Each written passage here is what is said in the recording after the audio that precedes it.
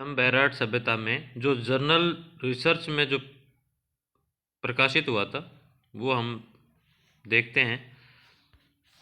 देखिए, बैराट सभ्यता एवं संस्कृति का ऐतिहासिक अध्ययन,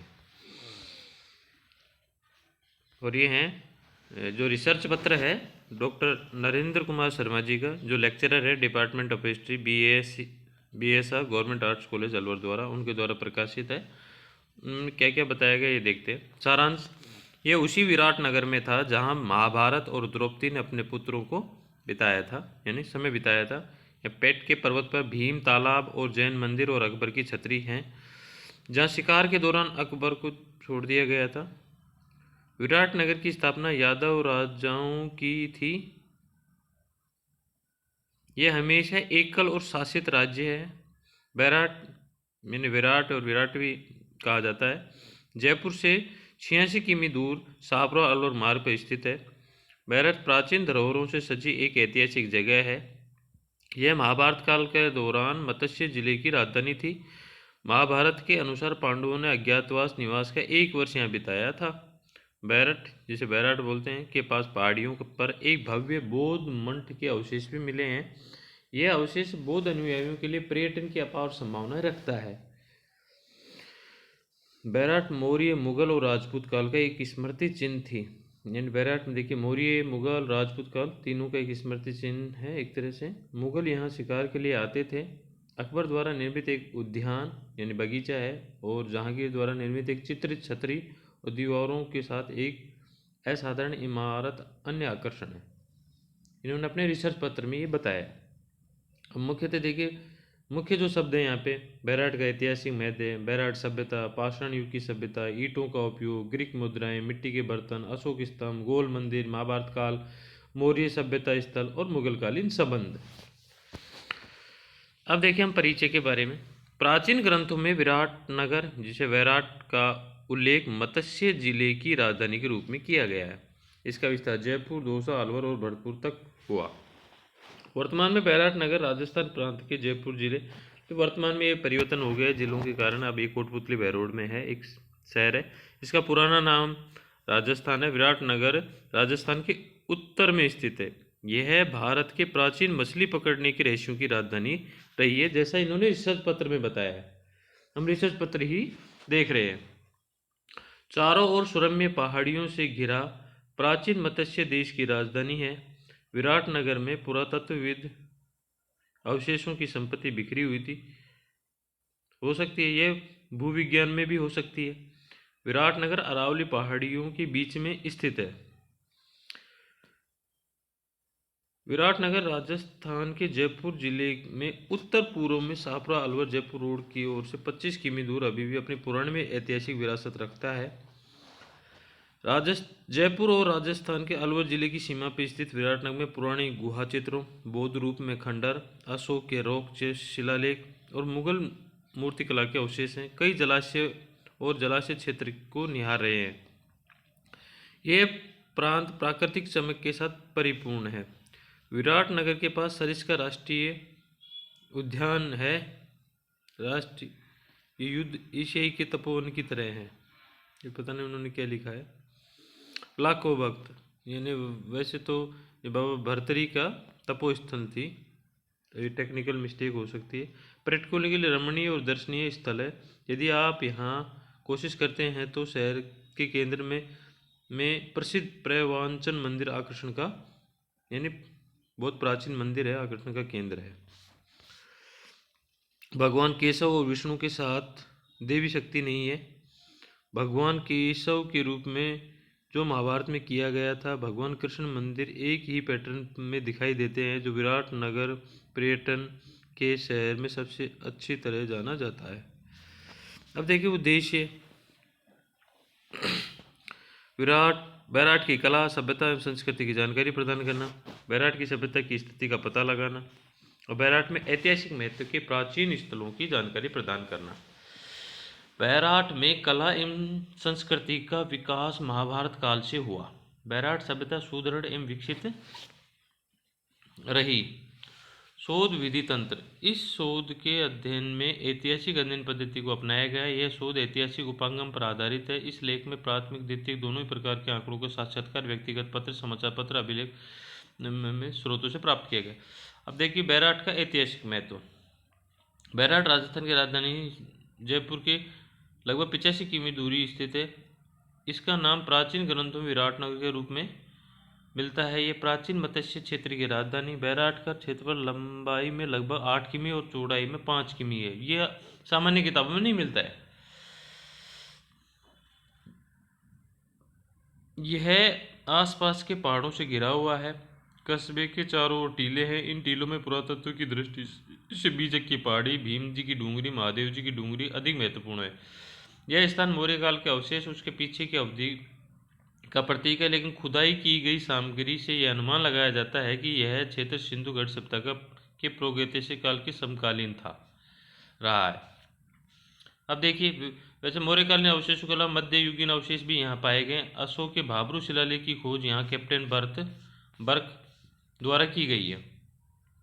कि इसके अलावा यहाँ पे बौद्ध स्तूप, बौद्ध मंदिर, अब देखिए बौद्ध मंदिर को गोल मंदिर बताया गया है, गोल मंदिर भी कहा जाता है, और अशोक स्तंभ के प्रमाण मिले हैं।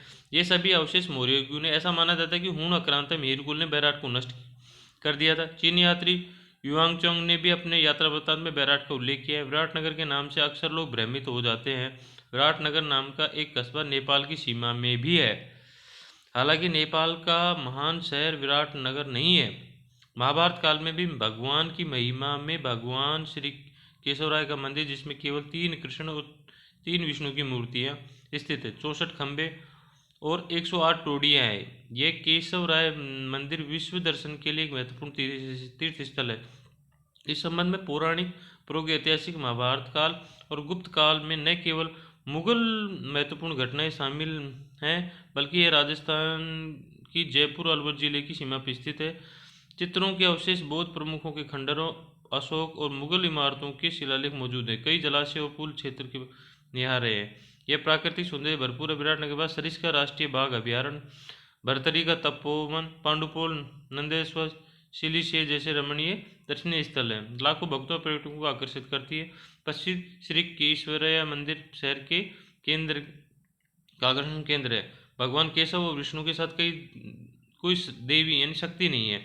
भगवान केशव का रूप महाभारत में था। भगवान कृष्ण का मंदिर उसी रूप में दिखाई देता है, जो विराटनगर पर्यटन नगरी में प्रसिद्ध है। आगे देखिए विराट सभ्यता।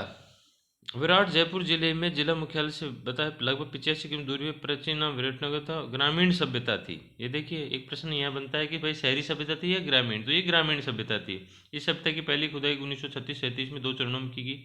दयाराम साहनी द्वारा किया गया। दूसरा उत्खनन 62-63 में नील रतन बनर्जी और कैलाश नाथ दीक्षित द्वारा किया गया।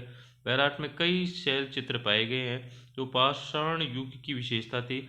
गुफाओं में चट्टानों की दीवारों को शिकार करने वाले मनुष्यों से चित्रित किया गया है। ईंटों का प्रयोग।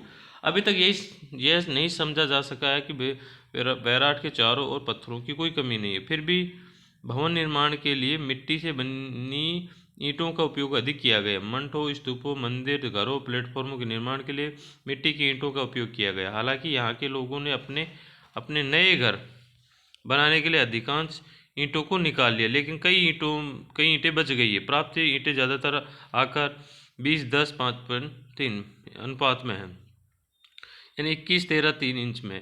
फर्श बिछाने के लिए इस्तेमाल की जाने वाली टाइलें बड़ी यानी 26 बाई 26 इंच की है। इन ईंटों की बनावट मोहनजोदड़ो में मिली ईंटों जैसी है। शायद इन ईंटों का इस्तेमाल बौद्ध मठ बनाने के लिए किया गया होगा।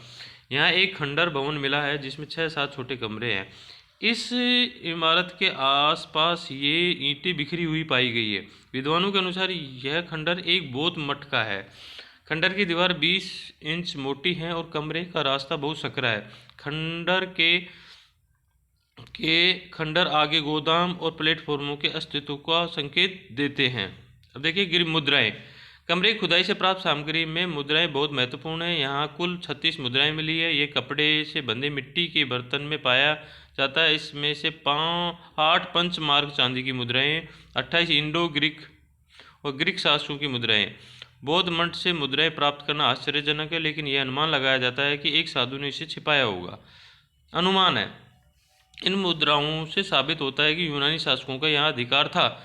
16 मुद्राएं ग्रीक राजा मिनेंडर की हैं। इससे स्पष्ट है कि 50 ईस्वी तक बौद्ध बैराट बौद्धों का निवास स्थान रहा होगा। पुरातत्वविदों के अनुसार बैराट के बौद्ध मंदिर से प्राप्त सामग्री लगभग 250 ईसा पूर्व थी। 50 ईसा पूर्व तक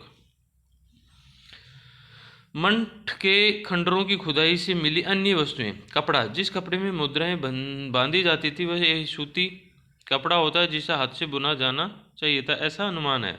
मिट्टी के बर्तन निर्माण, यहाँ मिट्टी के बर्तन भी पाए जाते हैं जो काफ़ी विस्तृत है। कुछ में दिलचस्प स्वास्तिक और त्रिरत्न प्रतीक है। त्रिरत्न प्रतीक ये नया एक कंसेप्ट है। ये बर्तन बहुत आकर्षक लगते हैं। यहाँ मिट्टी से बने कई सामान पाए गए हैं जिनमें पूजा करने वाली थालियाँ, लोटा, मिट्टी के बर्तन, घड़े, खप्पर, नृत्य करने वाली पक्षी, कुंडियाँ आदि शामिल हैं।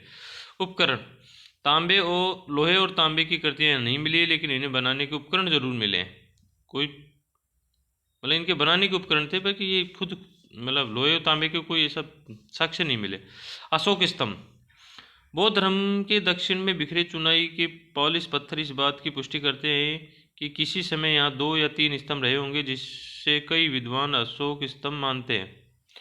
क्योंकि कई टुकड़ों में शेर के आकार के कुछ अंश है, विद्वानों का मानना है कि 510 से 540 के बीच मयूरकुल के हमलों के कारण इन्हें क्षति हुई होगी। महाभारत काल में भगवान केशवराय का एक मंदिर है जिसमें 3 कृष्ण 3 विष्णु प्रतिमाएं स्थित है। 64 खंभे 8 टोडियां हैं। यह केशवराय मंदिर विश्व दर्शन के लिए महत्वपूर्ण तीर्थ स्थल है।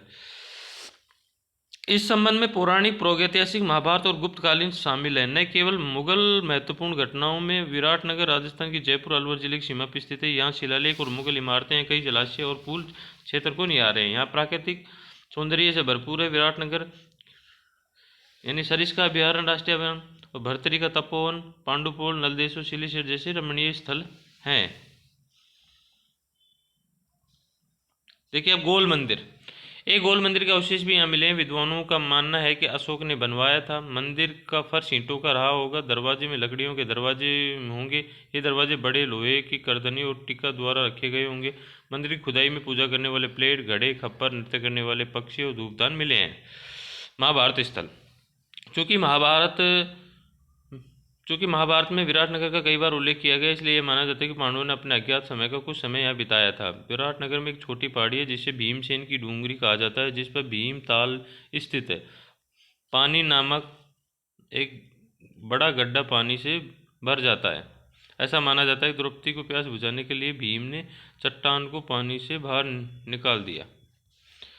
मौर्य सभ्यता के स्थल, बैराट से कई ऐसी वस्तुएं मिली हैं जो इस स्थल के मौर्य काल से संबंधित प्रमाणित है। बैराट में से बीजक की डूंगरी, मौर्य शासक अशोक के चैत्य, गोल गुंबद, बौद्ध स्तूप, बौद्ध मठ के अवशेष मिले। ये सभी अवशेष बौद्ध धर्म की हीनयान शाखा से हैं।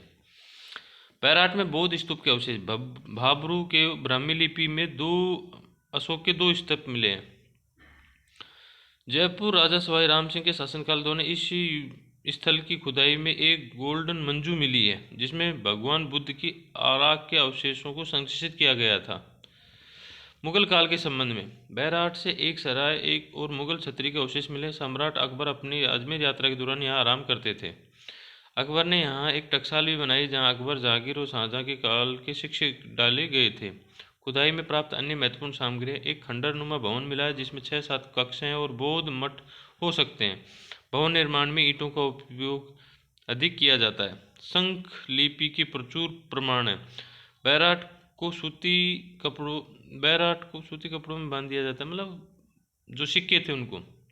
कुल 36 मुद्राएं मिली हैं। इसमें से 8 चांदी की, 5 आहत मुद्राएं और 28 तांबे की मुद्राएं। भारतीय यूनानी शासक मेनेंडर, इसका मतलब है ग्रीस या मिलन के साथ व्यापारिक संबंध थे या शासन हो सकता है।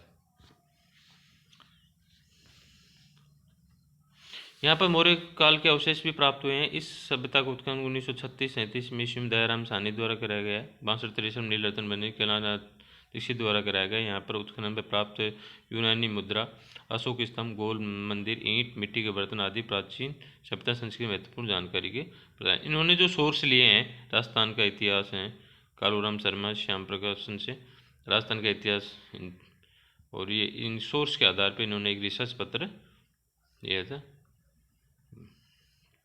बैराट या कोलवी की गुफाओं के धन्यवाद। ये डॉक्टर नरेंद्र कुमार शर्मा जी हैं, जो लेक्चरर हैं department of history and BSR government arts college. इन्होंने अपना एक रिसर्च पत्र जारी